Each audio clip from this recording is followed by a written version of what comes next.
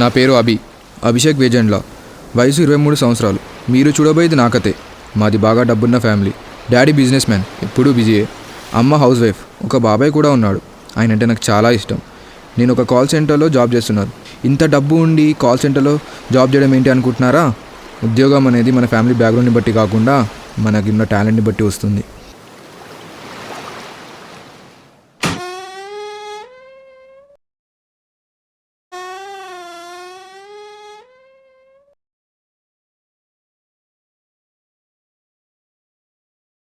ఈ ఫోటో ఇప్పుడు అవసరమారా? అవసరమేరా.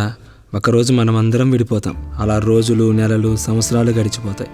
మన పిల్లలు మన ఫోటో చూసి అడుగుతారు, ఎవరు వీళ్ళంతా అని. అప్పుడు మన ముఖంలో చిన్న చిరునవ్వు, కళ్ళ వెంట నీటి బిందువులు, గుండె లోపలించి వచ్చే తీయటి బాధలోంచి లైఫ్లో మన బెస్ట్ మూమెంట్స్ గుర్తుకొస్తాయి.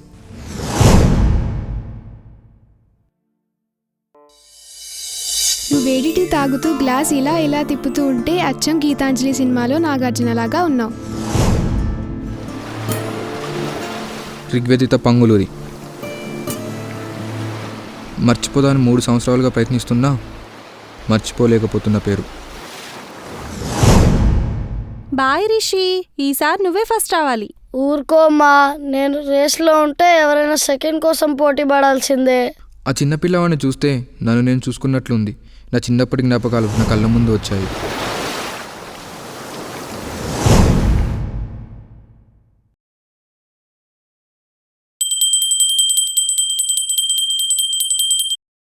అబీ అబీ అబీ, నిద్రలే నాన్న.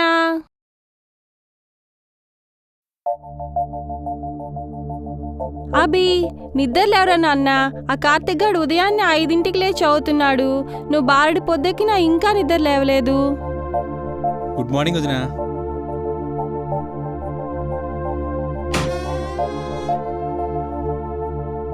ఈసారి ఖచ్చితంగా వాడికే ఫస్ట్ వస్తుంది. విసికించకమ్మా, వాడి మొహంలే.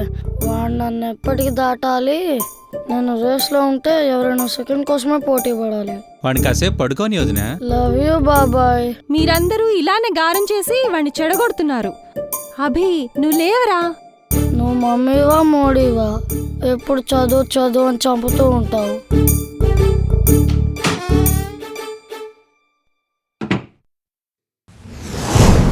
నేను చదివేది తక్కువే అయినా క్లాస్లో ఎప్పుడు నేనే first.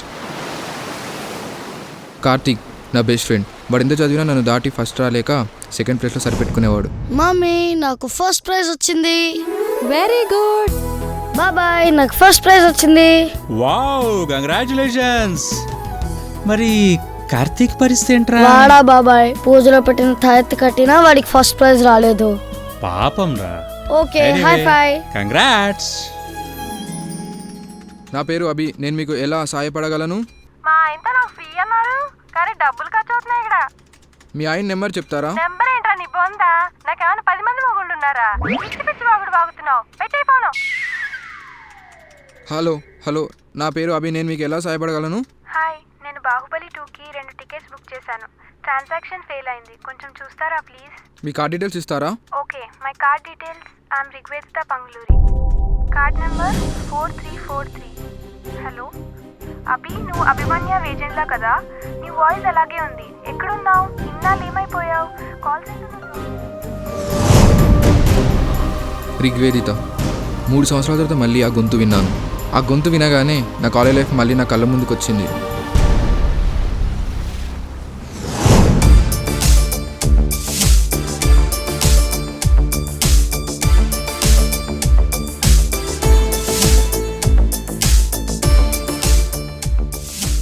Good morning. Sit down.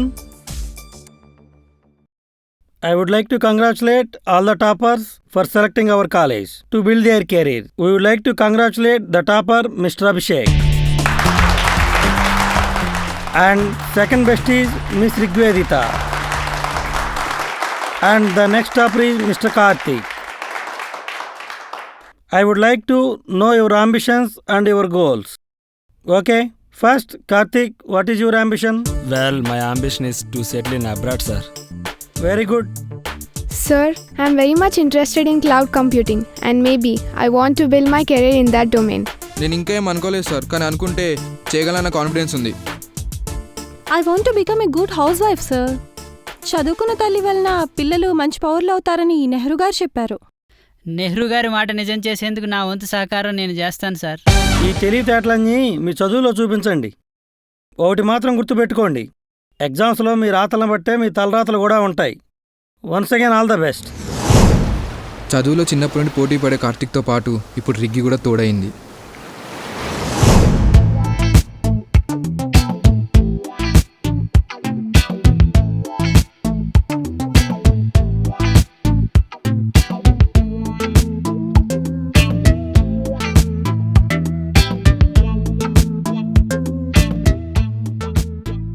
College top 1, 2, 3 మన ఎంసెట్ ర్యాంక్సే మనల్ని ఫ్రెండ్స్ని చేశాయి.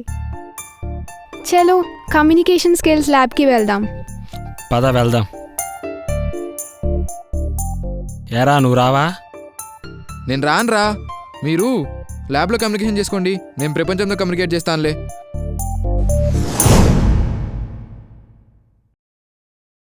హలో, వచ్చారేంట్రా? ఈ దెబ్బతో మనం కాలేజీలో ఫేమస్ అయిపోవాలరా. అయిపోవాలన్నా. ఎవరు ఫోన్ చేసింది మాకు? మీరేనా? మేమే ఫోన్ చేశాం. ఊ అంటే ఆ అంటే కాలకాయలు ఎందుకు వస్తున్నారు? బల్లాల దేవుడు భార్య ఏమంత బిజీ, ఎప్పుడు కనిపించలేదు. శివగామి మీదకి ఏనుగు వచ్చినప్పుడు బాహుబలి రథశాలలో ఏం చేస్తున్నాడు? దేవసేనకి ఎన్ను పుల్లలు ఎక్కడి నుంచి వస్తున్నాయి? మంచి ప్రశ్నే. యువకుల నుంచి ఎదురవుతున్న ఇలాంటి సందేహాలకు సమాధానం చెప్తూ దర్శకుడు రాజమౌళి బాహుబలి 3 సినిమా తీయాలని జిల్లా కళాశాల విద్యార్థులు డిమాండ్ చేస్తున్నారు. కెమెరామెన్ రామరాజుతో సురేష్ నంబూరి. బాహుబలి పుణ్యాన కాలేజ్ మొత్తం నేను ఫేమస్ అయ్యాను. కాలేజీలో జరిగే ప్రతి సరదాలో, సంబరంలో, సమస్యలో నేనే ఉండేవాడిని. రే అభి, ఈరోజు క్లాస్కి రావారా? ఎగ్జామ్స్ దగ్గరికి వస్తున్నాయి. లైట్ తీసుకోరా, ఇవి ఒక ఎగ్జామ్స్, వాటికి నేను చదవడము. మీ ఇద్దరిలో సెకండ్, థర్డ్ ఎవరు వస్తారో డిసైడ్ చేసుకోండి, ఎందుకంటే ఫస్ట్ మాత్రం నాదే. చిన్నప్పటి నుంచి వాడే నా రోల్ మోడల్. చదువును ఎక్కడ నిరీక్షణ చేస్తాడేమోనని భయంగా ఉంది. ఎగ్జామ్ టైంకి సెట్ అవుతాడులే పదా. ఆ సెమిస్టర్ రిజల్ట్స్ వచ్చాయి, తర్వాత చాలా సెమిస్టర్ రిజల్ట్స్ వచ్చాయి. ప్రతిసారి రిగ్గి, కార్తిక్ ఫస్ట్, సెకండ్ వచ్చేవారు. ప్రతి సెమిస్టర్లో నాకు 2 or 3 బ్యాక్లాగ్స్. ఫ్రెండ్స్తో సరదాలో పడి చదువుకి దూరం అవుతున్నానేమో అని ఆలోచన వచ్చేలోపే చదువుకి చాలా దూరం అయిపోయాను. అరే ఆగరా, ఫస్ట్ ఇయరా నువ్వు? అవునన్నా. ర్యాంక్ ఏంట్రా నీది? 3,42,343 అన్న. నిన్ను ర్యాంక్ అడిగాను రా, హాల్ టికెట్ నెంబర్ కాదు. నేను చెప్పింది ర్యాంకేనన్నా, హాల్ టికెట్ నెంబర్ కాదు. అభి ఎరా, రిజల్ట్స్ వచ్చా చూసావా? చూశాను రా, 2 సబ్జెక్టులు పోయాయి. మీరు జాగ్రత్త, సింహం 2 అడుగులు వెనక్కేసిందంటే వేట మొదలైపోతుందని అర్థం. నువ్వు మారవు కానీ రేపు సండే కదా, టెంపుల్కి వెళ్దాం మనం. ఎందుకు? నీ బుద్ధి మార్చడానికి. నాకు తెలిసి బుద్ధి లేని వాళ్ళు మాత్రమే అక్కడికి వెళ్తారు. ఏ అభి, సర్లేరా, ఓకే మీకోసం వస్తాను. మీరు క్లాస్ బిక్కుండా ఇక్కడ నుండి వెళ్ళండి ప్లీజ్. ఏంట్రా కార్తీక్, నన్ను మారుద్దామని రిగ్గియే మారిపోయింది, చెప్పిన టైంకి రావట్లేదు.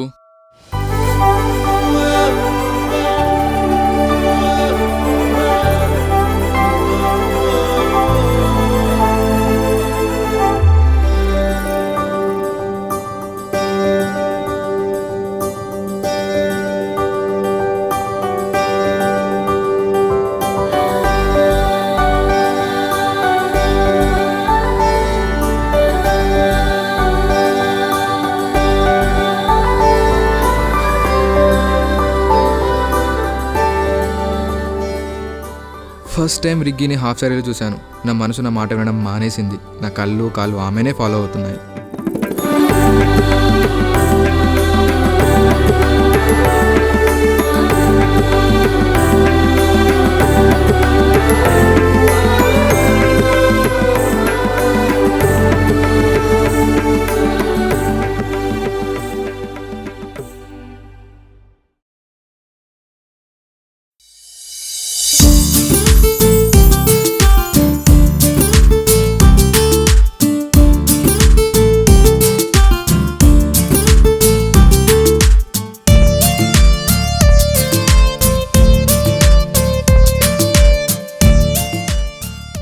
ఏవేవో ఆలోచనలు, మనసు బరువెక్కిపోతుంది.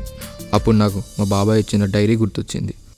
అరే కొన్ని ఫీలింగ్స్ మనసులో పెట్టుకోకూడదురా, వాటిని ఎప్పటికప్పుడు బయటికి చెప్పేయాలి, లేకపోతే గుండె బరువు అయిపోతుంది.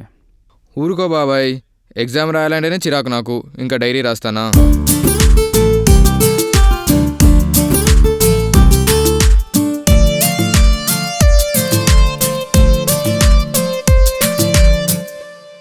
బాబాయ్ ఏంట్రా లవ్వా? అబ్బాబే అదేం లేదు బాబాయ్, అర్థం కావట్లేదు బాబాయ్. చూడగానే తెలిసిపోవడానికి, మాట్లాడగానే అర్థం అవడానికి స్త్రీ ఏం వస్తువు కాదురా. ఇన్ని మాట్లాడారు బాబాయ్, కానీ మీరు ఎందుకు ఇంకా పెళ్లి చేసుకోలేదు? రాళ్లను పూజించే దేశంలో నేను కూడా ఒక రాతిని ప్రేమించానురా.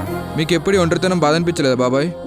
ఒంటరి జీవితం పెద్ద కష్టమేం కాదురా, కానీ చేదు జ్ఞాపకాలు మోస్తూ బతకాల్సి వస్తేనే కష్టంగా ఉంటుంది. నాకొక్కటే కోరికరా, నీకు ఎలాంటి చేదు జ్ఞాపకాలు రాకూడదు.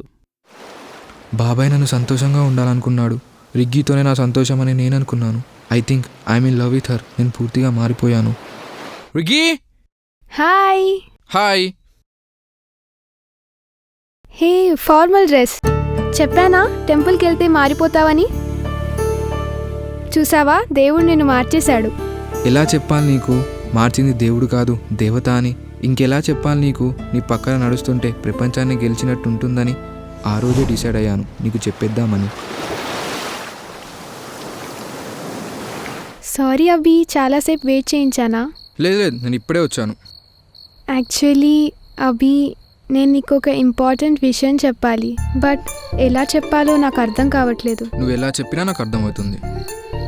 మన బెస్ట్ ఫ్రెండ్ మన లైఫ్ పార్ట్నర్ అయితే బాగుంటుంది కదా? చాలా బాగుంటుంది. కార్తిక్ గురించి నీ ఒపీనియన్ ఏంటవి? తను నీలా కాదు. He's very caring and he's very hard working. తనకు ఒక క్లారిటీ ఉంది తన లైఫ్ మీద. అవి నువ్వు నా ఫ్రెండ్వి కదా, నాకు ఒక హెల్ప్ చేస్తావా ప్లీజ్? రిగ్గీ కార్తిక్ని ప్రేమిస్తుంది. ఈ విషయం నా మనసుకు అర్థం కావడానికి చాలాసేపు పట్టింది. చిన్నప్పుడు నాతో పోటీపడి ప్రతిసారి ఓడిపోయిన కార్తిక్ మొదటిసారి నన్ను కోలుకోలేని దెబ్బ కొట్టాడు. నాకు కార్తిక్ మీద చాలా కోపం వచ్చింది, చంపేద్దామన్నంత కోపం. ఆ కార్తిక్ గారిని ఏదో చేసేయాలి బాబాయ్. ఏమైంది నాన్న? వాడు నా గర్ల్ ఫ్రెండ్ నాకు కాకుండా చేశాడు, వాడిని చంపేయాలి.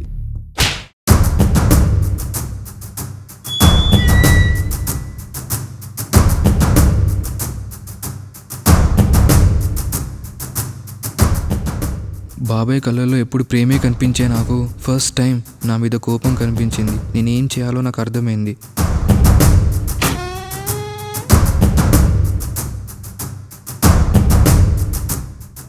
నువ్వు నన్ను ఎంతగా ప్రేమిస్తున్నావో అంతకంటే ఎక్కువగా నేను నిన్ను ప్రేమిస్తున్నాను అని కార్తిక్ చెప్పాడు.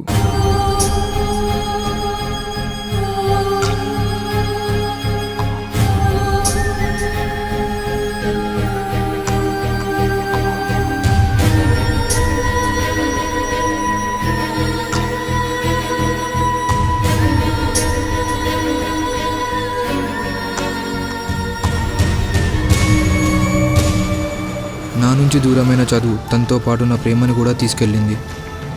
పెదవంచున చిరునవ్వు నీ జ్ఞాపకమే, కంటి చివర జారే కన్నీటి చుక్కని జ్ఞాపకమే. నన్నెలా విస్మరించావు ప్రియతమా, నాకు నేర్పించవా నిన్నెలా మర్చిపోవాలో. రే అభి, నేను రిగ్గి క్యాబ్ జమ్ని క్రాక్ చేసాం రా. హే కంగ్రాట్స్ రా. సరే ఉండు, నేను సార్ని కలిసి మాట్లాడాలి, తర్వాత వచ్చి కలుస్తా. రే Abhi, Abhi may I come in sir? Please come in Abhi. Sir నా పేరు షార్ట్ లిస్ట్లో లేదు. నేను ఏ కంపెనీ రిక్రూట్మెంట్ ప్రాసెస్కి ఎలిజిబిలిటీ లేదా? ఒక విషయం చెప్పు అభి, నువ్వు ఎంసెట్లో టాప్ ర్యాంక్ వచ్చావు కదా, మరి ఎందుకు ఇన్ని బ్యాక్లాగ్స్? ఏదైనా లవ్ ప్రాబ్లమా? లేదు. మరి గొడవలు కొట్లాట్లు? లేవు. అర్థమైంది. ఈ రెండిటికన్నా ఇంకా పెద్ద విషయం అర్థం కాలేదా?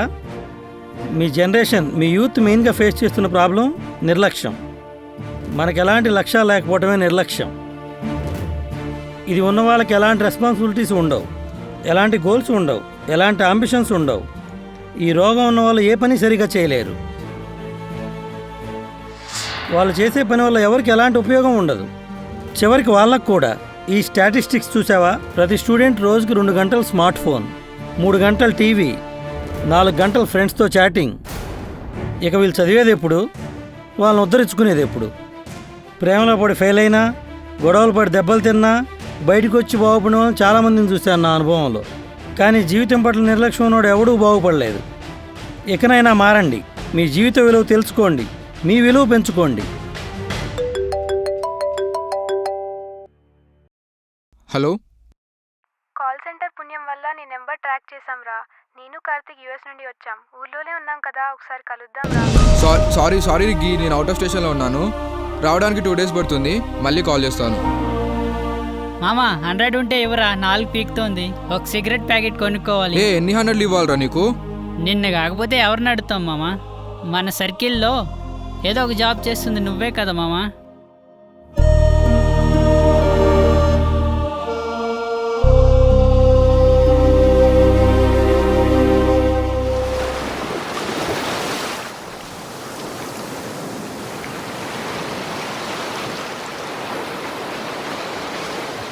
జీవితం పట్ల నిర్లక్ష్యంగా ఉన్న యువకులకు వేకప్ కాల్ ఈ చిత్రం.